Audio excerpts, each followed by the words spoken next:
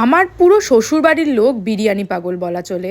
কারণ তারা বিরিয়ানি খেতে অসম্ভব ভালোবাসে। তাই বাড়িতে আজকে চটজলদি বানিয়ে ফেলেছিলাম এগ বিরিয়ানি। আর এই এগ বিরিয়ানিটা রান্না করার জন্য আমি ব্যবহার করেছি স্বাস্তিক রাইসের মিনিকেট রাইস, যার কোয়ালিটি কিন্তু এক কথায় অসাধারণ।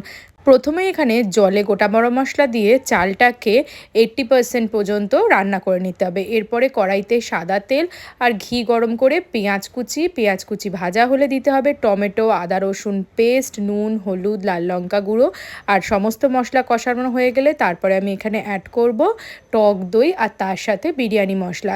বাচ্চা থেকে বুড়ো সবারই কিন্তু এই বিরিয়ানিটা পছন্দ হবেই হবে, এটা আমি হলফ করে বলতে পারি। এরপরে মশলা কষানো হয়ে গেলে ডিমগুলো দিয়ে একটু জল দিয়ে ফুটিয়ে নিয়ে ডিমটাকে দুটো ভাগে ভাগ করে নেব।